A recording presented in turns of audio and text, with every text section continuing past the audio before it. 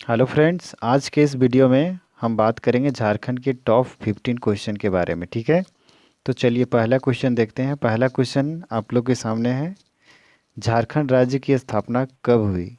ये तो सबको पता है, लेकिन फिर भी हम बताते चलते हैं। ठीक है, झारखंड राज्य की स्थापना ये 15 नवंबर 2000 ईस्वी को हुआ है। ठीक है, 15 नवंबर 2000 ईस्वी को। ठीक है, अब बात आती है कि 15 नवंबर को ही डेट क्यों रखा गया। ठीक है, 15 नवंबर को ही डेट क्यों रखा गया? 15 नवंबर के रखने का पीछे का रीज़न है कि 15 नवंबर को ही भगवान बिरसा मुंडा जी का जन्म हुआ था। भगवान बिरसा मुंडा का जन्म हुआ था, जो कि ये भारत के स्वतंत्रता सेनानी रहे थे और झारखंड के मात्र 25 ईयर में ये इनको वीरगति को प्राप्त हुआ था। इसलिए इनको सम्मान देने के लिए, ठीक है, इनको सम्मान देने के लिए इनकी जयंती के शुभ अवसर पर ये मतलब 15 नवंबर को झारखंड राज्य की स्थापना हुई। ठीक है, अब क्या है बात है कि इनका जन्म कब हुआ था, तो 15 नवंबर 1875 ईस्वी में इनका जन्म हुआ था। ठीक है, 15 नवंबर 1875 को। ठीक है, इसीलिए हम लोग 15 नवंबर को ही झारखंड राज्य के स्थापना दिवस भी मनाते हैं। हर एक वर्ष 15 नवंबर को ही हर एक वर्ष झारखंड की स्थापना दिवस मनाते हैं। ठीक है, अब चलते हैं नेक्स्ट क्वेश्चन। ठीक है, झारखंड की राजकीय भाषा क्या है? तो झारखंड की राजकीय भाषा क्या है? तो झारखंड की राजकीय भाषा हिंदी है। ठीक है, हिंदी झारखंड की राजकीय भाषा हिंदी है। ठीक है, अब इसमें जो मतलब अन्य भाषा है जिसे द्वितीय राजकीय भाषा बोलेंगे, तो द्वितीय राजकीय भाषा बोला जाता है उर्दू को। ठीक है, और भी भाषाओं को दिया गया, जिससे संथाली को भी अब दिया गया है द्वितीय राजभाषा का दर्जा। ठीक है, अब हम लोग देखते हैं अगले क्वेश्चन को। अगला क्वेश्चन है कि झारखंड का ग्रामीण क्षेत्रफल कितना है? ठीक है, झारखंड का ग्रामीण क्षेत्रफल कितना है? तो झारखंड का पहले देखते हैं कुल क्षेत्रफल कितना है। तो झारखंड का कुल क्षेत्रफल है 79,714 वर्ग किलोमीटर। ठीक है, इसमें से ये कुल क्षेत्रफल है। ठीक है, ये इसमें से ग्रामीण क्षेत्रफल जो है वो 77,922 वर्ग किलोमीटर है। ठीक है, अब जो बच गया वो शहरी क्षेत्रफल है। तो शहरी क्षेत्रफल है वो है 1792 किलोमीटर, 1792 वर्ग किलोमीटर। ठीक है, 1792 वर्ग किलोमीटर। हमेशा क्षेत्रफल को वर्ग किलोमीटर में लिखते हैं। ठीक है, चलिए देखते हैं अगले क्वेश्चन। अगला क्वेश्चन है कि झारखंड भारत के कितने राज्यों के साथ सीमा स्पर्श करता है, यानी कि सीमा साझा करता है? ठीक है, तो झारखंड जो है, जैसे देख पा रहे होंगे मैप में, ये झारखंड के 5 राज्यों के साथ सीमा साझा करता है। तो झारखंड के कितने राज्यों के साथ सीमा साझा करता है? तो ये 5 राज्यों के साथ सीमा साझा करता है। कौन कौन है देख सकते हैं यहाँ उत्तर में। इस उत्तर में यहाँ पे यू बिहार है। ठीक है, बिहार, और इधर वे पूरब साइड में पश्चिम बंगाल यानी कि वेस्ट बंगाल। ठीक है, वेस्ट बंगाल, और इधर पश्चिम साइड में छत्तीसगढ़, छत्तीसगढ़ है पश्चिम साइड में, और इधर उत्तर साइड दक्षिण साइड में उड़ीसा है। ठीक है, उड़ीसा, और ये यहाँ थोड़ा सा गढ़वा में, यहाँ पे ये यूपी का बॉर्डर है। तो टोटल ये 5 राज्यों के साथ सीमा साझा करता है, बिहार, वेस्ट बंगाल, उड़ीसा, छत्तीसगढ़ और एक यूपी। ठीक है, अब देखते हैं अगले क्वेश्चन। अगला क्वेश्चन है कि झारखंड का एकमात्र राष्ट्रीय उद्यान कौन सा है? तो हम लोग झारखंड का एकमात्र राष्ट्रीय उद्यान जो है वो है बेतला। झारखंड का एकमात्र राष्ट्रीय उद्यान है वो है बेतला। ठीक है, बेतला कौन से ज़िले में है? ये क्वेश्चन आता है, बेतला कौन से ज़िले में? बेतला राष्ट्रीय उद्यान देख सकते हैं, बेतला राष्ट्रीय उद्यान का फ़ोटो इसमें ये इसका फ़ोटो एक दिया हुआ है। ठीक है, बेतला राष्ट्रीय उद्यान जो है वो हमारा लातेहार डिस्ट्रिक्ट में है। ठीक है, कौन सा डिस्ट्रिक्ट में है? तो लातेहार डिस्ट्रिक्ट में, लातेहार डिस्ट्रिक्ट में। ठीक है, और बेतला राष्ट्रीय उद्यान ये किस लिए फेमस है? पहला दूसरा बात आता है कि ये किस चीज़ के लिए मतलब फेमस है? हाथी, बाघ, तो ये बाघ के लिए फेमस है। ठीक है, और इसी में सबसे पहले झारखंड का एकमात्र ऐसा ये राष्ट्रीय उद्यान है। ठीक है, और इसमें 1932 में जब बाघ की गणना हुई थी, तो 1932 में यहाँ पर भी बाघों की गणना हुई थी। ठीक है, 1932 में झारखंड के एकमात्र राष्ट्रीय उद्यान बेतला राष्ट्रीय उद्यान में बाघों की गणना हुई थी। ठीक है, अब देखते हैं अगले क्वेश्चन को। ठीक है, अगला क्वेश्चन है कि झारखंड में सर्वाधिक पाई जाने वाली मिट्टी कौन सी है? तो लाल मिट्टी। ठीक है, लाल मिट्टी सबसे ज़्यादा पाई जाती है झारखंड में। ठीक है, लाल मिट्टी सबसे ज़्यादा पाई जाती है झारखंड में। ठीक है, अब हम लोग देखते हैं अगले क्वेश्चन को। ठीक है, अगला क्वेश्चन क्या है कि झारखंड के पहले मुख्यमंत्री कौन थे? आप फोटो से तो देख रहे होंगे, ये फ़ोटो बाबूलाल मरांडी का है, तो सही है।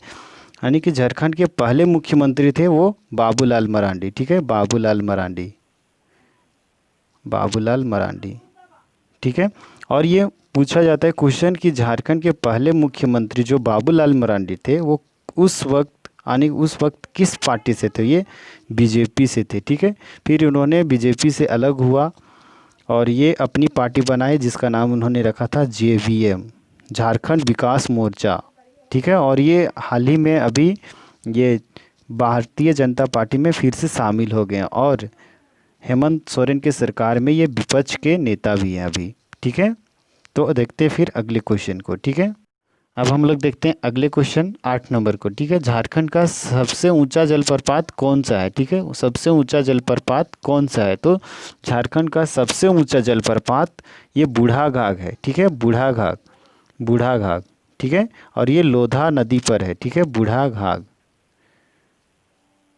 बूढ़ाघाघ नदी पर है और ये लोधा नदी पर है और इसकी हाइट कभी कभी पूछ ली जाती है कि इसकी हाइट कितनी है। तो इस बूढ़ाघाघ की हाइट 137 मीटर है, 137 मीटर। ठीक है, मीटर में है ये, याद रखिएगा, 137 मीटर। ठीक है, 137 मीटर। चलिए देखते हैं अगले प्रश्न को। अगला क्वेश्चन है कि झारखंड में इंडियन स्कूल्स ऑफ माइंस कहाँ स्थित है? ठीक है, तो झारखंड में इंडियन स्कूल्स ऑफ माइंस, ये देख सकते हैं photo Jharkhand Indian schools of mines का। ठीक है, यही है झारखंड में इंडियन स्कूल्स ऑफ माइंस और ये हमारा धनबाद में है। ठीक है, कहाँ पे है? धनबाद में, धनबाद में, धनबाद डिस्ट्रिक्ट में है। ठीक है, चलिए देखते हैं अगले प्रश्न को। अगला प्रश्न है कि क्षेत्रफल की दृष्टि से झारखंड का सबसे बड़ा जिला कौन सा है? यहाँ थोड़ा देख पाएंगे आप, थोड़ा क्वेश्चन को अब हटा के जूम करते हैं। ठीक है, ये झारखंड का सबसे बड़ा ज़िला ये जो है हमारा उड़ीसा बॉर्डर से है, ये वेस्ट सिंहभूम। ठीक है, यानी कि पश्चिम सिंहभूम जो है वो हमारा सबसे बड़ा ज़िला है क्षेत्रफल की दृष्टि से। ठीक है, अब हम लोग बात करते हैं कि अगले को प्रश्न में, और अगला प्रश्न है कि झारखंड की जलवायु कैसी है? झारखंड की जलवायु, जलवायु कैसी है? ठीक है, झारखंड की जलवायु कैसी है? तो झारखंड की जलवायु उष्णकटिबंधीय मानसूनी है। कैसी है? उष्णकटिबंधीय मानसूनी, उष्णकटिबंधीय मानसूनी। ठीक है, झारखंड की जलवायु उष्णकटिबंधीय मानसूनी है। ठीक है, अब चलते हैं हम लोग फिर अगले प्रश्न पे। तो देखिए अगला प्रश्न आया हम लोग सामने, झारखंड की सबसे ऊंची चोटी कौन सी है? झारखंड की सबसे ऊंची चोटी कौन सी है? तो ये है पारसनाथ। ठीक है, कौन, देख सकते हैं आप, फोटो भी हम लगवा दिए हैं पारसनाथ की। झारखंड की सबसे ऊंची चोटी पारसनाथ है। ठीक है, पारसनाथ। और ये किस ज़िले में है? क्वेश्चन आता है कि पारसनाथ जो है वो किस ज़िले में है? तो पारसनाथ हमारा गिरिडीह ज़िले में है। कौन से ज़िले में? गिरिडीह ज़िले में। ठीक है, और पूछा जाता है कि पारसनाथ, यहाँ पठार का बात नहीं कर रहे हैं हम लोग, पारसनाथ पहाड़ की बात कर रहे हैं, पारसनाथ पहाड़ की, सॉरी, हम पारसनाथ मंदिर की नहीं बात कर रहे हैं, पारसनाथ पहाड़ की बात करें। तो पारसनाथ पहाड़ जो है वो गिरिडीह में है और पारसनाथ मंदिर भी है गिरिडीह ज़िले में ही है। ठीक है, और इसकी पूछी जाती है कि पारसनाथ पहाड़ की ऊंचाई कितनी है? सबसे ऊंची चोटी है तो इसकी ऊंचाई अवश्य पूछ ली जाती है यहाँ से। तो इसकी ऊंचाई जो है वो 1365 मीटर है, मीटर में है 1365 मीटर। और इसको अगर फीट में बदलते हैं, फीट में कभी कभी पूछ लिया जाता है, तो फीट में इसकी ऊंचाई है 4478 फीट। ठीक है, 4478 फीट। ठीक है, चलिए हम लोग चलते हैं फिर अगले प्रश्न की ओर। अगला प्रश्न है, वन सर्वेक्षण रिपोर्ट 2019 के अनुसार झारखंड में वनों का प्रतिशत कितनी है? तो आप लेटेस्ट डाटा के अनुसार 2019 में जो रिपोर्ट आई है उसके अनुसार से झारखंड में वनों का प्रतिशत कितना है? तो ये है 29.62%, ठीक है, 29.6.2%, 29.62%, ठीक है। ये है झारखंड में वनों का प्रतिशत अभी वर्तमान में, ठीक है। अब चलते हैं हम लोग अगले प्रश्न पे। अगला प्रश्न है कि झारखंड में लोकसभा की कितने सीटें हैं। तो हम लोग बात करते हैं झारखंड में लोकसभा की सीट के बारे में, ठीक है। तो झारखंड में लोकसभा की सीट जो है वो 14 है। ऐसा मैंने सेट किया कि 14 नंबर क्वेश्चन भी है और 14 लोकसभा की सीट भी है, ठीक है। और बात करते हैं कि राज्यसभा में कितने सीट है। तो राज्यसभा में 6 सीटें हैं, राज्यसभा में 6 सीटें हैं और लोकसभा में 14 सीटें हैं, ठीक है। चलिए चलते हैं हम फिर चलिए चलते हैं हम लोग लास्ट क्वेश्चन, है ना। तो लास्ट क्वेश्चन हमारा आया हुआ है कि झारखंड का राजकीय पशु क्या है, ठीक है। झारखंड का राजकीय पशु देख पा रहे होंगे आप लोग सभी, हाथी है, ठीक है। हमारा राजकीय पशु हाथी है, ठीक है। यहीं से हम क्वेश्चन कवर करते हैं कि झारखंड का हमारा अगला कर लेते हैं। तो राजकीय पुष्प क्या है। तो राजकीय पुष्प पलाश है। राजकीय पुष्प क्या है, पलाश, जिसको अभी झारखंड के नए लोगों में जगह दी गई है, ठीक है। उसके बाद बात करते हैं झारखंड का राजकीय वृक्ष क्या है। तो राजकीय वृक्ष साल है। साल के वृक्ष को राजकीय वृक्ष का दर्जा दिया गया है, ठीक है। फिर बात करते हैं हम लोग झारखंड का राजकीय पक्षी कौन सा है। तो राजकीय पक्षी है वो है कोयल, ठीक है, कोयल, ठीक है। और फ्रेंड आप लोग को बताना चाहते हैं कि हमारे एक टीम के द्वारा टेस्ट का आयोजन किया जा रहा है जो कि बिल्कुल फ्री है, ठीक है। उस टेस्ट का लिंक हमारे इस वीडियो के डिस्क्रिप्शन में दिया हुआ। आप वो टेस्ट हमारा पूर्णतः जेएसएससी सीजीएल के सिलेबस पे बेस्ड है, ठीक है। इसलिए अब इस टेस्ट को ज़रूर लगाएं और देखिए अपने आप को, ठीक है। Thank you.